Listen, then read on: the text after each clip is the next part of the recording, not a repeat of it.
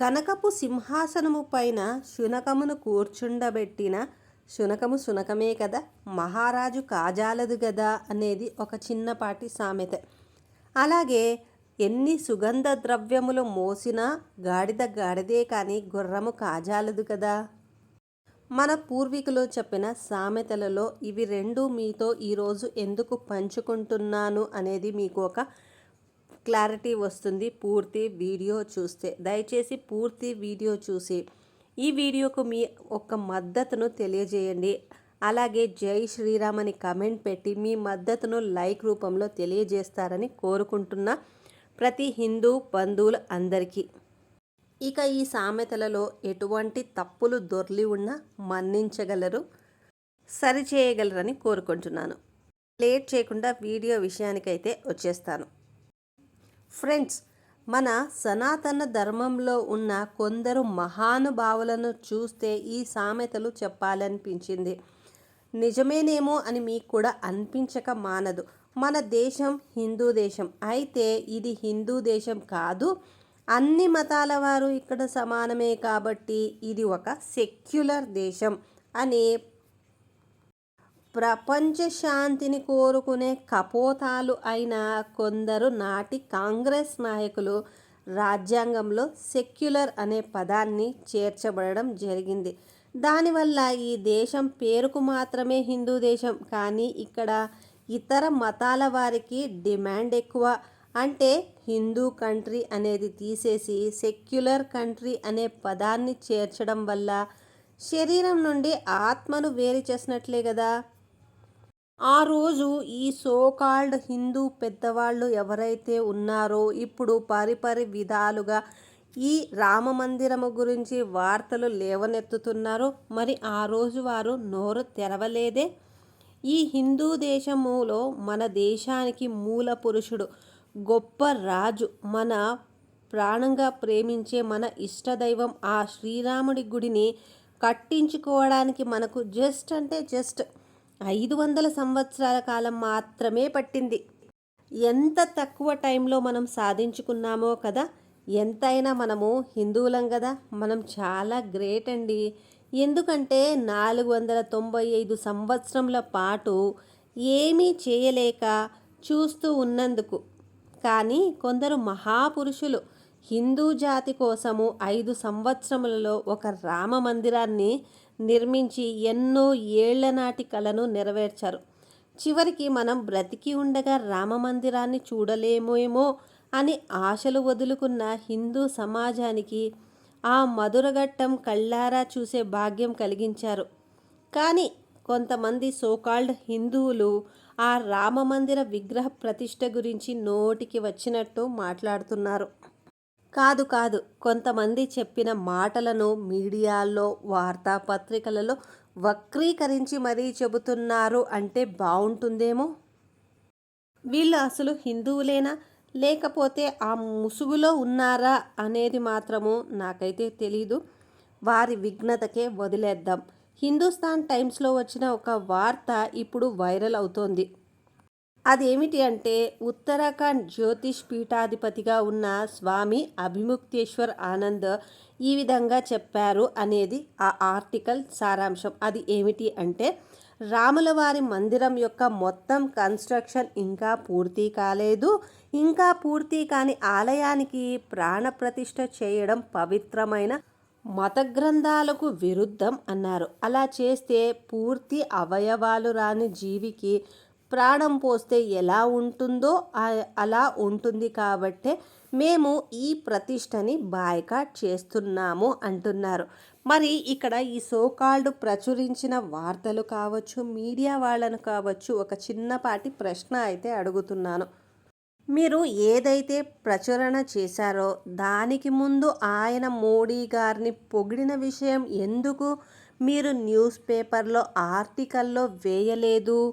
ఎందుకు అంటే మీరు సోకాల్డ్ హిందువులలో ఐక్యత లేదు కాబట్టి కొట్టుకు చావాలనే ఉద్దేశంతో మాత్రమే ఇలా ప్రచురించడం జరిగింది అని మేము అనుకుంటూ ఉన్నాము. ఆ స్వాముల వారు అదేనండి, ఆ సన్యాసుల వారు రావడం రాకపోవడం వారి వ్యక్తిగత వ్యవహారం.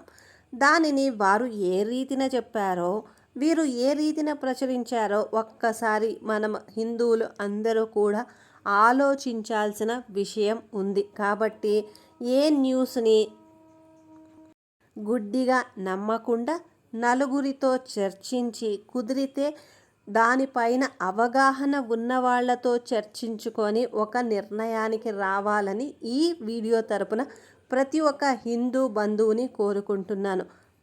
ఈ మాట అంటే ఏదైతే పూర్తి కన్స్ట్రక్షన్ కాలేదు అన్న ప్రతి ఒక్కరికి ఒక చిన్న ప్రశ్న, దీనికి సమాధానం చెప్పండి. దేవాలయం అంటే ప్రధాన గుమ్మటం, ధ్వజస్తంభం మరియు ప్రధాన మూర్తి, ఇవి మాత్రమే కదా దేవాలయం కిందికి వస్తాయి. మరి ఇవి అన్నీ కూడా అయోధ్యలో పూర్తి ఇవి మాత్రమే దేవాలయం కిందికి వస్తాయి. మిగిలినవి ఏవి కూడా దేవాలయం కిందికి రావు, సౌకర్యాల కిందికి వస్తాయి కదా. కొన్ని దేవాలయాల్లో పోటు అంటే వంటగదిని కూడా దేవాలయానికి అనుసంధానంగా భావిస్తారు. కొన్నింటిలో అది పట్టించుకోరు. అయితే ఈ పోటు దేవాలయ ప్రధాన కట్టడం కాదు. ఇంత గొప్ప పండితులకు, గొప్ప గొప్ప మేధావులు అయిన వీళ్లకు ఈ విషయాలు తెలియలేదా? లేకపోతే తెలిసినా ఆ హిందువులే కదా ఏమి చెప్పినా నమ్ముతారులే అనుకున్నారా? మీ విఘ్నతకే వదిలేస్తున్నాం. ఒక చిన్న ఎగ్జాంపుల్ ఇక్కడ చెప్తాను. అదేమిటంటే, శ్రీకృష్ణదేవరాయల వారు తిరుపతి గుడి కట్టించే వరకు అక్కడ ఉన్నది చిన్న రాతి కట్టడమట కదా. మరి కొన్ని దేవాలయాలకు ప్రహరీ గోడలు కూడా లేకుండా ఉన్నాయి. అయినా అక్కడ నిత్యం పూజలు జరుగుతూనే ఉన్నాయి కదండి. అంటే అక్కడ ప్రాణప్రతిష్ఠ జరిగినట్టు కాదా? దేవాలయాలు కట్టడం ప్రారంభించాక కూడా వాటిని విస్తృతం చేశారు. అప్పుడు ముందు ఉన్న కట్టడం అపరిశుభ్రంగా ఉన్నదనా? అదేనండి, అపవిత్రంగా ఉన్నదనా? ఇంకొక గొప్ప వ్యక్తి ఏమన్నారంటే, పూరి మఠాధిపతి స్వామి నిశ్చలానంద ప్రాణప్రతిష్ఠ రోజు మోదీ గారు వెళ్ళి గర్భగుడిలో పూజలు చేస్తే మేము బయట నిలబడి చప్పట్లు కొట్టాలా అన్నారు. అది వాళ్ళ స్వవిషయం. ఏదైనాను మనము ఆచితూచి వీళ్ళ గురించి మాట్లాడాల్సిన విషయం. ఎందుకు అంటే, వాళ్ళు శంకరాచార్యులు, ఎంతైనను మన ఆది గురువు అయిన ఆది శంకరాచార్యుల వారి శిష్య పర్యంపరం. కాబట్టి వీళ్లను మాట్లాడేంతటి స్తోమత, స్థితి మనకు లేదు అని మనము మాట్లాడకపోవడమే ఈ విషయాల గురించి ఉత్తమమని నేను అనుకుంటాను. మీరేమంటారనేది కింద కమెంట్ చేయండి. ఎందుకు అంటే, వీళ్లకు ఉన్నటువంటి మత గ్రంథాల యొక్క జ్ఞానము, ఆ పరిపక్వత మనకు లేదు అని అనుకొని సైలెంట్గా ఉండడమే ఇక్కడ ఉత్తమమైన పని.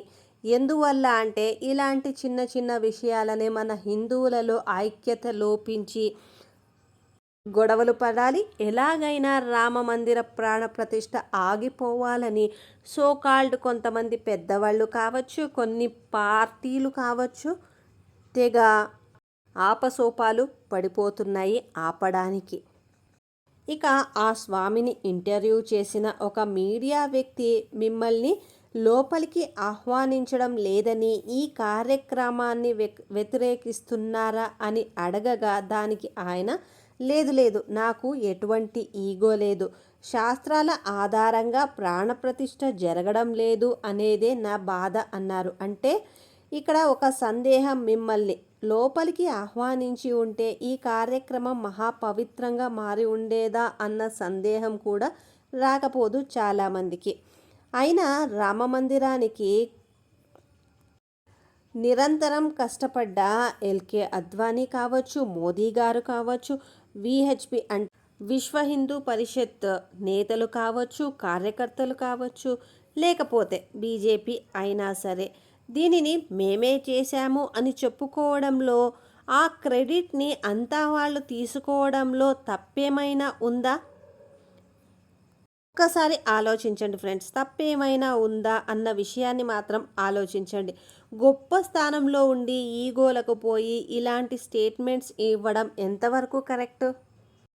ఎంతో గొప్ప మహత్తర ఘట్టానికి తెరలేపిన ఈ మధుర గడియలలో దేశం ఎంతో సంతోషంతో ఆనందంగా ఎదురు చూస్తూ ఉండగా గొప్పవాళ్ళమని అనుకునే కొంతమంది హిందువులే ఈర్ష, ద్వేషాలు, కోపతాపాలతో సమాజంలో ఇలాంటి కన్ఫ్యూజన్ క్రియేట్ చేయడం ఎంతవరకు కరెక్టు?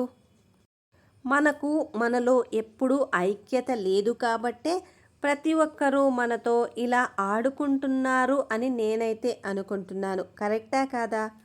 ఈ దేశంలో హిందుత్వం పేరుతో 4 రూపాయలు సంపాదించుకుందాం, పలుకుబడి పెంచుకుందాం అనే చూసేవాళ్లే ఎక్కువ. నిజమైన దైవభక్తితో హిందూ ధర్మం కోసం పోరాడేవాళ్ళు, కార్యసాధకులు చాలా తక్కువ. సరే, రామ మందిరంలో విగ్రహ ప్రాణప్రతిష్ఠను వ్యతిరేకిస్తున్న వాళ్ళందరూ దీనికి సమాధానం చెప్పండి. కొన్ని ప్రశ్నలు అయితే అందరినీ అడుగుతాను. అంటే ఈ సో కాల్డ్ ఎవరైతే ఈ సెక్యులర్లు కావచ్చు, లేకపోతే సెక్యులర్ని వదిలేయండి, మన హిందువులని కొంతమందిని కావచ్చు, మీడియా వాళ్ళని కావచ్చు, ఎవరినైనా సరే, సో కాల్డ్ రాజకీయ పార్టీలని కావచ్చు. రాజకీయ పార్టీలను అని ఎందుకు అంటున్నానంటే, ఇన్వైట్ చేసిన తర్వాత కొంతమంది మేము రామని, మేము ఆ రోజు వేరే గుళ్ళకు వెళతామని సో కాల్డ్ వాళ్ళు అనౌన్స్ చేశారు కదా, వాళ్ళని అడుగుతున్నాను. ఏమిటి అంటే, మొదటిది, రామ మందిరాన్ని కూల్చివేసేటప్పుడు వీళ్ళందరూ ఎక్కడ ఉన్నారు? ఆ రామ మందిర నిర్మాణాన్ని అడ్డుకున్నప్పుడు మీరేం చేస్తున్నారు? కులాల పేరుతో అంటరానితనం ముసుగులో షెడ్యూల్ కులాలు వారిని గుడిలోకి రానివ్వనప్పుడు మీరు నిద్రపోతున్నారా? దానినే పెద్ద భూతంగా చూపించి వేరే మతం వాళ్ళు, ఈ సోకాల్డ్ నల్ల అట్ట పుస్తకం వాళ్ళు మతం మారుస్తూ ఉంటే ఎక్కడున్నారు? హిందూ దేవాలయాలపై దాడులు జరుగుతూ ఉంటే ఎందుకు చూస్తూ జపం చేస్తూ ఉన్నారు? ఇవన్నీ సీరియస్గా మీడియాలో కానీ వార్తాపత్రికలలో కానీ రావే. వందల వేల రూపాయలు దేవాలయాల సొమ్మును దోచుకుంటూ ఉంటే ఏం చేయగలుగుతున్నారు? మీరు ఆపగలిగారా? ఏ ఒక్క గవర్నమెంట్నైనా మీరు ప్రశ్నించగలిగారా ఎందుకు వాడుకుంటున్నారు అని? ఒక గుడికి వెళ్ళి తలనీలాలు సమర్పించాలి అంటే మార్గం మధ్యలోనే టికెట్లని, హారతుల టికెట్లని, అర్చన టికెట్లని, గుండు కొట్టించుకోవడానికి టికెట్ అని, చివరికి ఇలా మనము ఆ ప్లేస్కి వెళ్ళేలోపు మార్గం మధ్యలోనే మనకు గుండు గీసేస్తున్నారు. మరి ఇవన్నీ చూస్తూ ఏం చేస్తున్నారు? అన్ని దేవాలయాల్లో, చివరికి తిరుపతిలో కూడా అన్యమతస్థులు యథేచ్ఛగా తిరుగుతూ వాళ్ళ మతాలను ప్రచారం చేస్తుంటే ఎందుకు నోరు విప్పడం లేదు? ఎందుకంటే మనలో ఐక్యత లేదు కాబట్టి. చివరిగా హిందూ బంధువులు అందరికీ, నా సోదర సోదరీమణులందరికీ ఒక చిన్న విన్నపం. ఇంకా ఎన్నాళ్ళు ఇలా ఎవరికి బాధ్యత, భయము అనేది లేకోకుండా, ధర్మ సాధన కోసం కృషి చేయాలనే ఆలోచన అనేది లేకోకుండా ఎన్ని రోజులు ఇలా? ఇప్పటికైనా మన సనాతన ధర్మం కోసం ఐక్యంగా ఉందాం. మనలో ఎప్పటికీ ఐక్యత రాదేమో. ఒక గొప్ప కార్యం జరుగుతూ ఉంటే, పొగడుతూ ఉంటే మరొకడు తిడతాడు. అస్సలు మనకు ముందు సిగ్గుండాలి. కనీసం అన్యమతస్థుల ఐక్యతను చూసి అయినా మనము మారకపోతే ఎలా? ఇంకా ఎన్ని రోజులని ఇలా? అక్కడ అంటే అయోధ్యలో జరుగుతూ ఉండేది మన హిందువుల గిలవేల్పు అయిన రామ మందిర నిర్మాణం.